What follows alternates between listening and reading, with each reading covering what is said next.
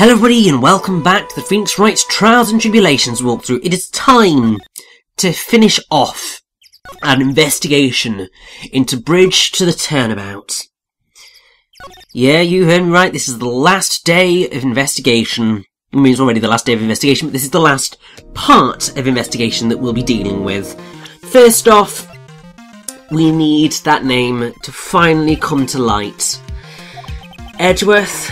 Did you know that Iris had a twin sister?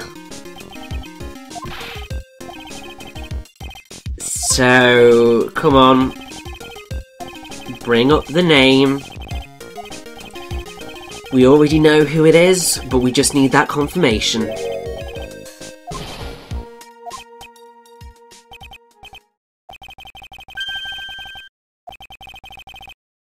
Same here.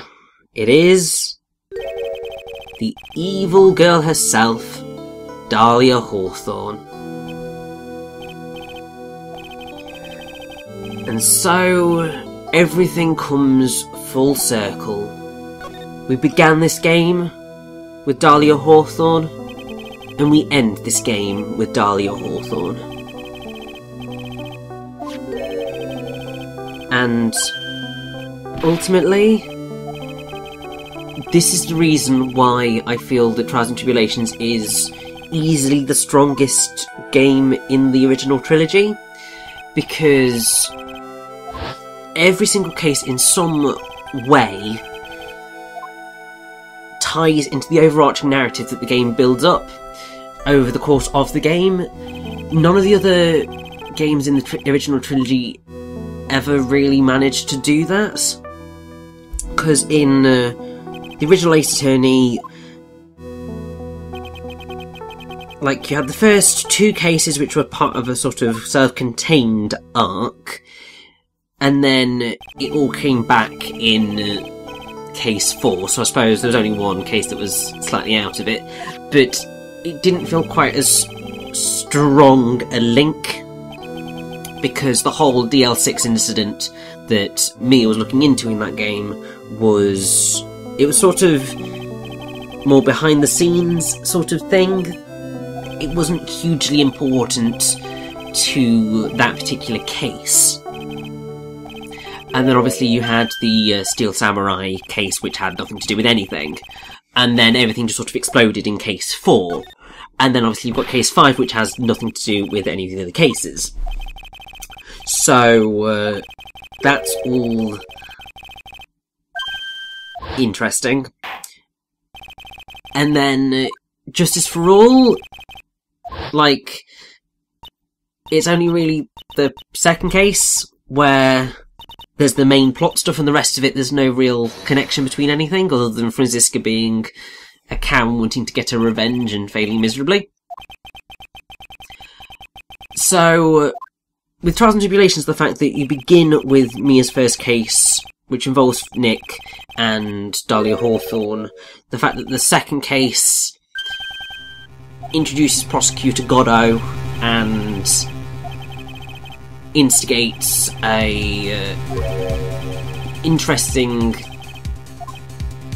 situation around him, then case 3 introduces some elements of Godot's character that make you question exactly what he's doing. Case 4 brings us back into the fold of Dahlia Hawthorne and going back to the past. And then Case 5 pulls it all together, and it's just a lot more effective. But yes, Dahlia Hawthorne is officially dead. She was sentenced to death, and that was carried out only a few months ago. And now Edgy's recounting the DL6 incident and the failure of Misty Faye to name the right culprit, but the thing that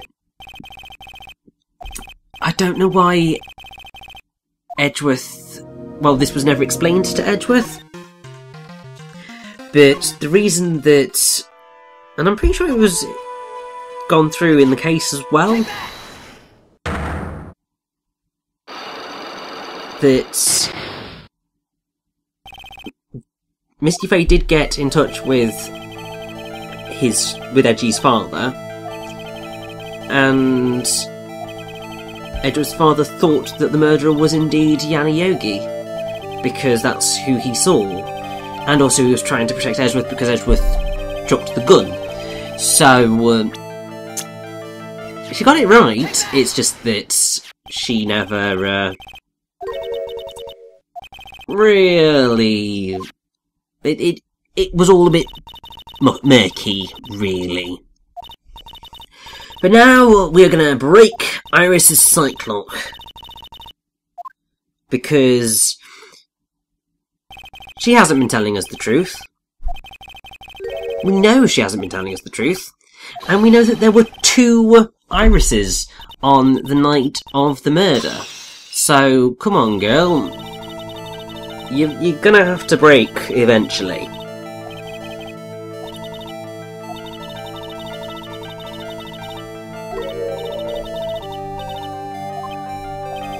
So, yeah, the other ridiculous thing about her trying to lie her way out of this is because we saw her at 10. Therefore, she categorically did not leave before 10. You see, when you try and lie your way out of these things, especially to people that were present and are effectively your alibi, yeah, it's not going to wash. Which does actually suggest to me, anyway, that either Iris is really majorly lying to us, or the rather improbable thing of this isn't really Iris, but then that would be really questionable, I have to say. But yeah, ultimately, there were 2 of her, somehow, which leads us to assume, well, that Dahlia Hawthorne is inextricably linked to this case. We already knew that she was, but even more so linked than we would have initially thought, because of the crane channeling technique, which means that somebody has channeled Dahlia Hawthorne, which is incredibly worrying, because obviously she's the psychopathic murderer. So, it's very questionable. Everything about it is questionable.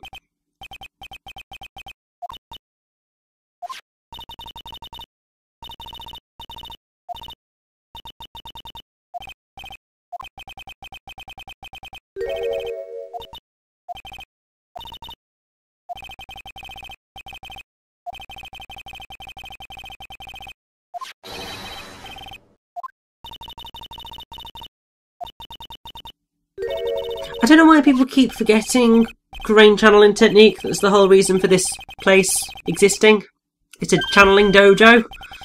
Like, sometimes I do wonder whether the people in the Ace Attorney universe are a little bit thick,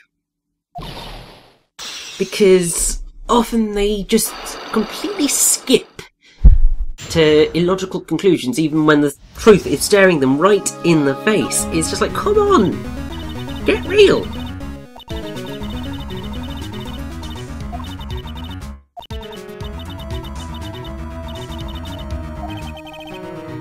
And this is something that I always find quite fascinating. Is, so I mean, somebody else, well, somebody in the comments, which I believe is the awesome. Just give me a second. I know who it is. I'm just making sure I'm correct. Yes, the awesome Scott Elder mentioned that this series really does love twins, and it does. Because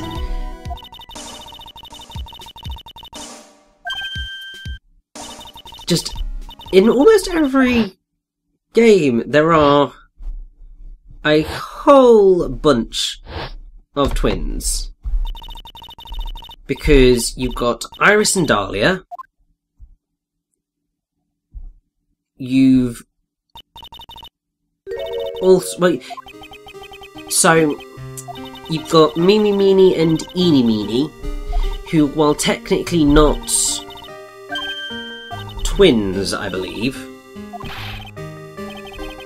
obviously they were sisters. So, and also they were made to look identical, so basically, let's just say they were twins. Then you've got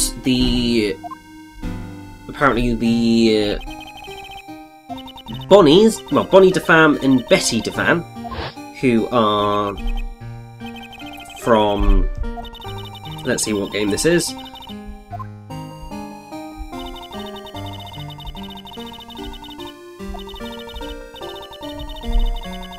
So they are in the magical Turnabout, which I believe is, yes, part of Spirit of Justice. So you've got them, and then you've got, I believe it's Clavier, and he, yes, so you've got Clavier, Gavin, and Christoph Gavin, and while they may not necessarily be twins, they do look nigh on identical. So, yeah, it's... There's a lot of people who look very, very similar in the Ace Attorney franchise. Like, ridiculously similar. But, there we go.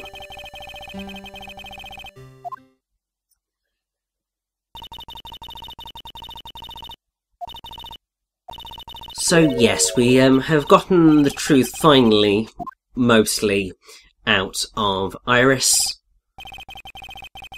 That Dahlia was involved. That Morgan was the one who planned it. And... oh. That's lovely. So... Dahlia always hated Nick's goods. Well, to be fair, it's totally reasonable. Because she was a psychopathic bitch. So... these sorts of things make sense. Oh, it's always exciting when you're dealing with terrifying murderers, isn't it? And now we have one final thing left to do. We've got to break Pearl's Cyclox.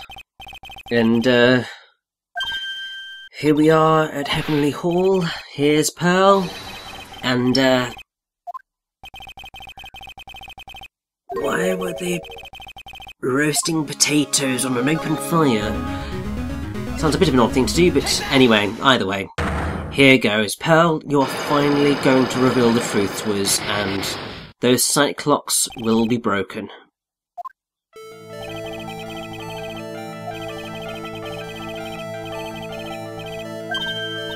And the thing is we ultimately know exactly what happened, and it's really actually quite awful.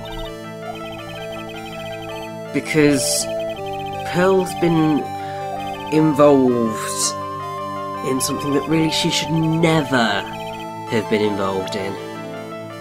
But yes, on the night of the murder, she went to the Inner Temple.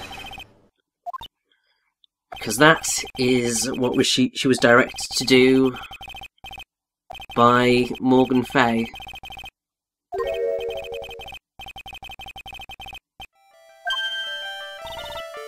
But also, because ultimately, she was worried about Maya.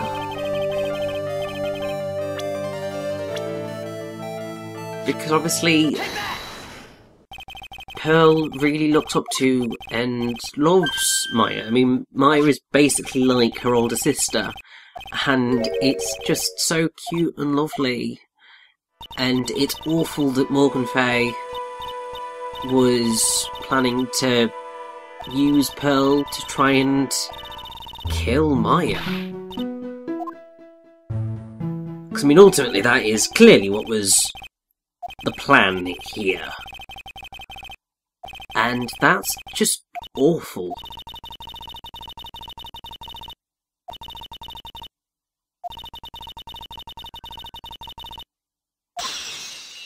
So that's one Cyclock down, and something I forgot to mention, this is the final Cyclock in the game that we are allowed to break. There will perhaps be one more that we will see in the game, but this is the last one that we will ever have to break in this trilogy. And I suppose it's fitting that it's Pearl, because she was the one who imbued the Magatama with power, and so it's only right that she's the last person that we have to break. And really that just ties into the whole thing of Trials and Tribulations just does a very, very good job of tying up all the loose ends. And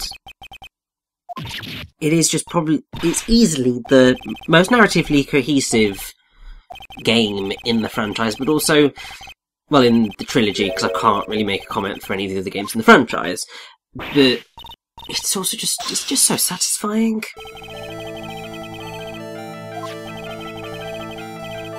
And yeah,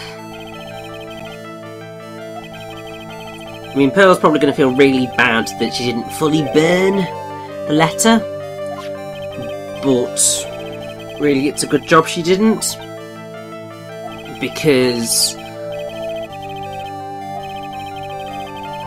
otherwise we would have been missing a vital piece of information. Because yeah, the person that Pearls was trying to channel was Dahlia Hawthorne. So Morgan was going to use her daughter to channel her daughter so that she could kill her niece. Like,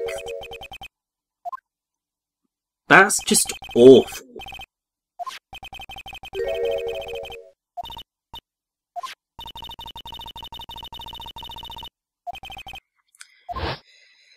And this shows the depths of Morgan's cruelty. She had no idea that she had two sisters.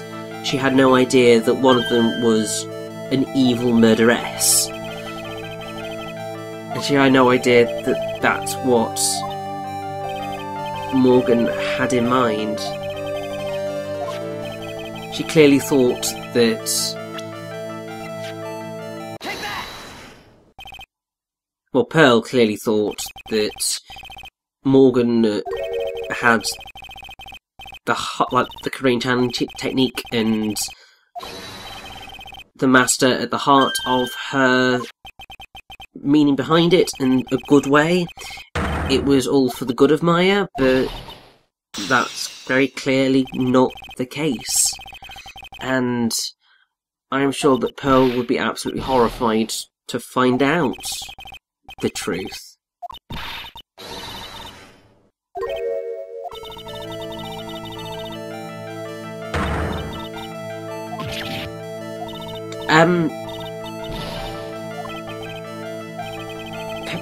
Pearl, Doc, we do have some evidence, because obviously there's some very specific instructions. Like, very specific instructions that you could very easily misinterpret, shall we say.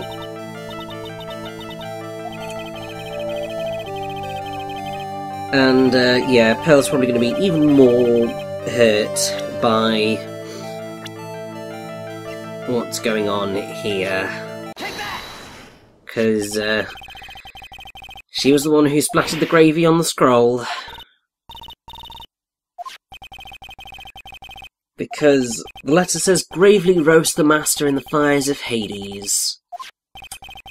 And, yeah. Clearly, Pearl doesn't know what those words mean, as you can tell by the fact that she did ask what gravely mean, well, how you say it, with Miss Elise Donim earlier.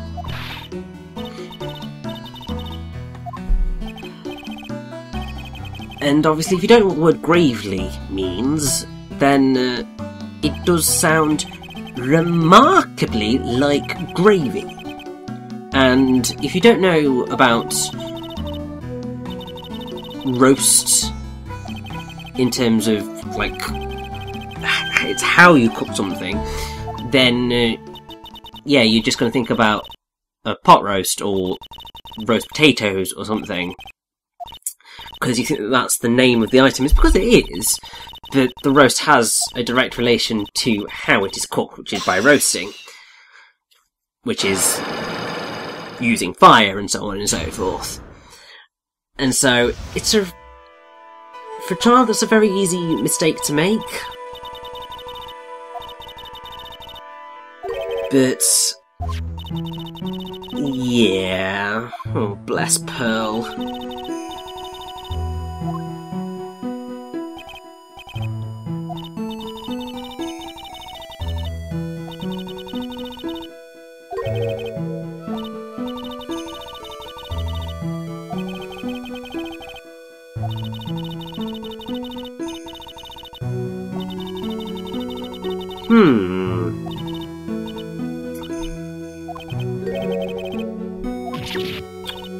Oh, bless her. My heart really does break for Pearl because, like, Morgan Le Fay just used and abused her for her entire life. And this particular case, it's just awful. Like, anyone who would use their child to do something like this really is a monster.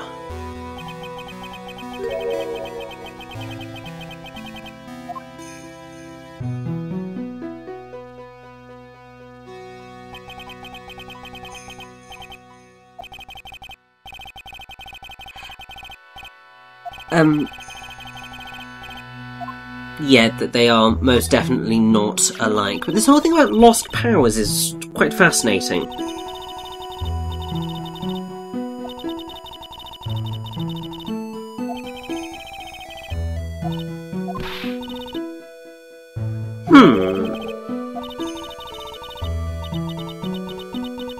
That's fascinating.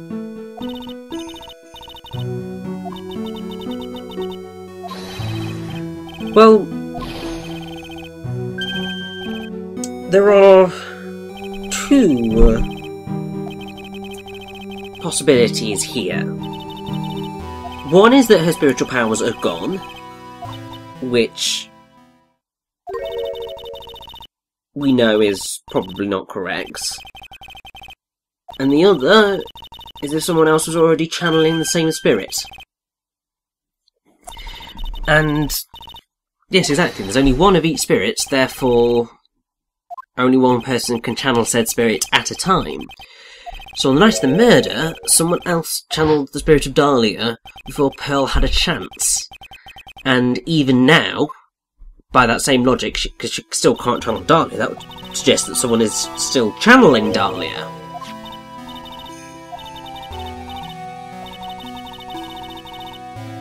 And all that is horrifyingly manipulative.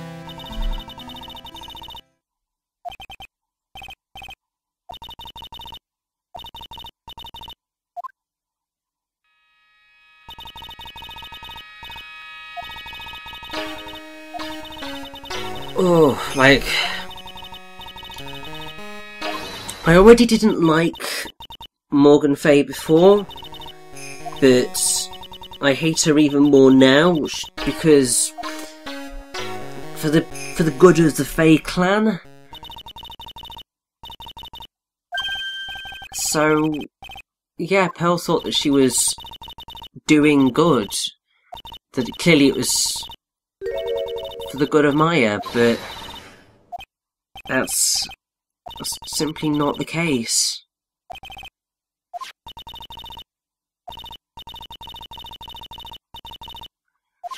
And just...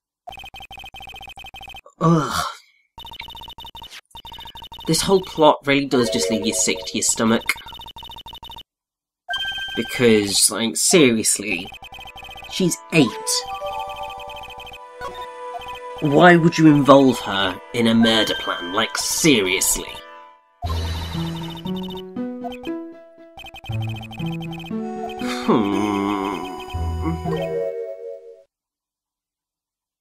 And, oh!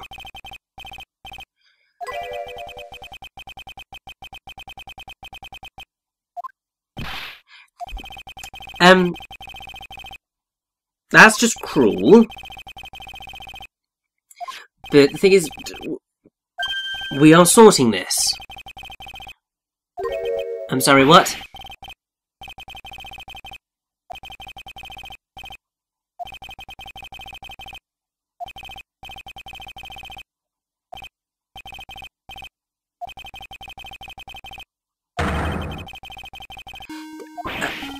Oh.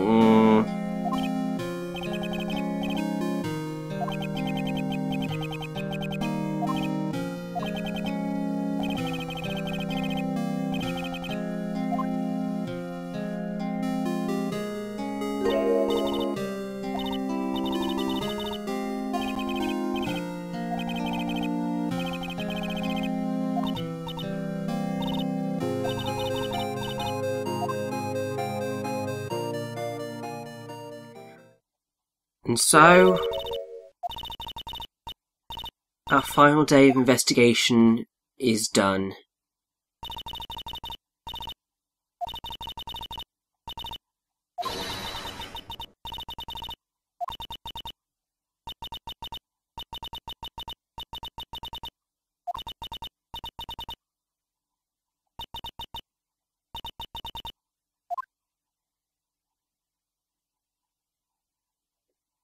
Is all to be continued in court.